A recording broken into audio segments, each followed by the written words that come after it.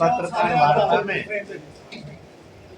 आप सब भाई और बहनों का, पत्रकार बंधुओं और भगिनी का मैं तहे दिल से स्वागत करता हूं।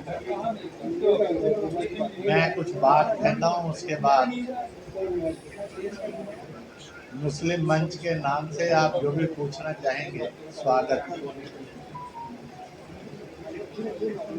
पहलगाम की घटना यह दरिंदगी की चरम सीमा है।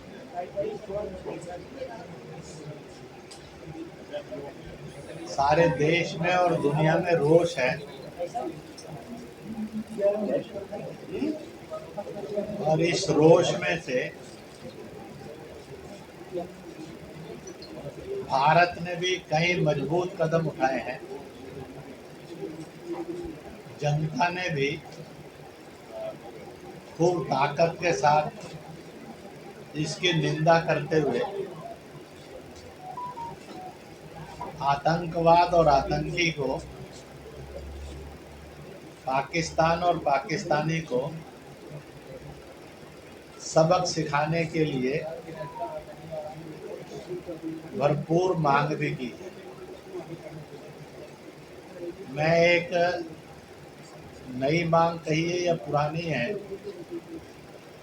जो आतंकवाद और आतंकी को सदा सबक सिखाने के लिए है, वो पहले आपके सामने कहता हूँ। सब लोग बोलते हैं, आप बोली हुई लिखी हुई बात को बताते हैं कि आतंकवादी का कोई मजहब और दीन नहीं होता, धर्म नहीं होता, वो तो शैतान की शक्ल होता है। फिर प्रश्न 35-40 साल से चला आ रहा है, तो उसके लिए नमाज अदा क्यों होती है? जैसे नमाज अदा होती है तो इस डिक्लेरेशन की धज्जियां उड़ जाती हैं, क्योंकि नमाज अदा होते ही तय हो जाता है कि इसका मजहब है, मजहब लेस नहीं है।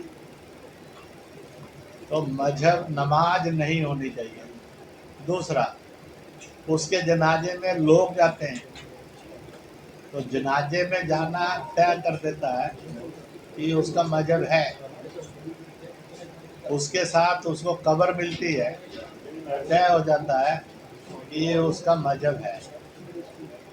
इसलिए आज अगर इस बात को लागू होना है तो जम्मू कश्मीर के और हिंदुस्तान के मुसलमानों ने पक्का तय कर लेना चाहिए, जब जब भी कोई आतंकवादी मरेगा, आतंकी घटना होगी, तो उसके लिए नमाज अदा नहीं होगी, क्योंकि उसका मजहब कोई नहीं।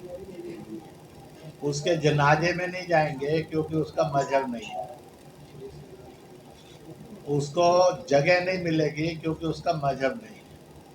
बल्कि ऐसे शैतान के द्वारा जिन निर्दोषों को मारा गया, तो अगर प्रेयर करनी होगी तो उनके मजहब के अनुसार करनी होगी, क्योंकि मारे जाने वाले का तो धर्म है, उसका कोई धर्म नहीं ऐसे नहीं कहा जाता, उसका तो धर्म है।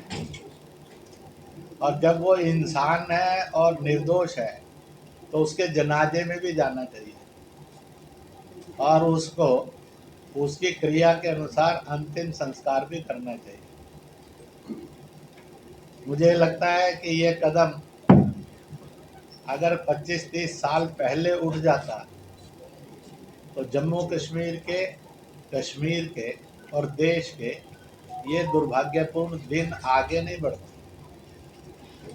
परंतु आज मैं आप सबसे ये प्रार्थना करूंगा, इस बात को पूरी ताकत से जन जन में पहुंचाएं। जब हमने ये स्वीकार कर लिया है कि वो विदाउट एनी रिलीजन है, तो फिर वैसा आचरण भी होना चाहिए। डबल स्टैंडर्ड नहीं चलते, उससे आतंकवाद डील नहीं होता है, आतंकवाद सिर चढ़कर बोलने लगता है। इसी के साथ साथ बाकी प्रश्न आप पूछेंगे तो उसके अनुसार मैं बोलता जाऊंगा। अभी तक किया कि नहीं किया, पर इस समय करना चाहिए। पहलगाम के अंदर जो भी ऐसी घटनाओं की शहादतें हैं और पहलगाम के जो शहादतें हैं, इनका एक स्मारक बनना चाहिए। इसलिए बनना चाहिए, जम्मू कश्मीर में पर्यटन के अंदर कश्मीर घाटी में हर साल करोड़ों करोड़ लोग, लाखों लाख लोग आते हैं। किसी एक पॉइंट पर सर्वाधिक जाते हैं, वो पहलगाम। जब वहाँ स्मारक होगा तो वो स्मारक पाकिस्तान की घिनौनी करतूतों को बोलेगा। वह स्मारक आतंकी और आतंकवाद के घिनौने चरित्र को बोलेगा। छोटे बच्चे को और बड़े बुजुर्ग को, किसी भी जाति दल मजहब का होगा, उसमें नेशन फर्स्ट नेशन लास्ट आएगा कि इन्होंने नेशन के लिए और धर्म के लिए बलिदान दिया है। उनके प्रति श्रद्धा भी जागेगी और लाखों लोग हर साल पहलगाम से पैट्रियोटाइज होते जाएंगे। यह एक बड़ा चीज बनेगी जो आने वाले कल के अंदर अनेक प्रश्नों का उत्तर देने में सक्षम बनेगी। भारत का हर जन इतने वर्षों से एक रास्ते से उत्तर दे रहा है, और वह तुम गोलियां चलाओ, सीने कम पड़ सकते, कभी कम नहीं पड़ेंगे। और इसलिए कश्मीर हमारा था, हमारा है, हमारा रहेगा। कश्मीर हिंदुस्तान का, हिंदुस्तानी का था, है और रहेगा। हर कश्मीरी हिंदुस्तानी था, है और उसको रहना होगा। जम्मू कश्मीर के लोग भी पहले हिंदुस्तानी हैं, हिंदुस्तान के लोग भी हिंदुस्तानी पहले हैं, बाद में उनकी जाति जुबान आती है, दल आते हैं। तो इस प्रकार से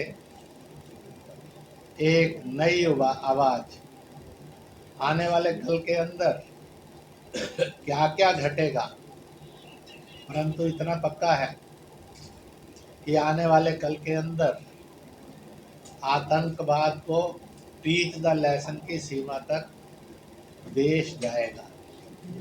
पाकिस्तान को भी सबक सिखाने तक देश जाएगा। और हमें पूरा विश्वास है कि आने वाले कल के अंदर इस प्रकार का हिंदुस्तान हम और आप सब मिलकर बनाएंगे और उभरेगा। अब मैं आप सबसे विनम्र निवेदन करता हूँ, आप कुछ पूछना चाहते हैं तो पूछ सकते हैं।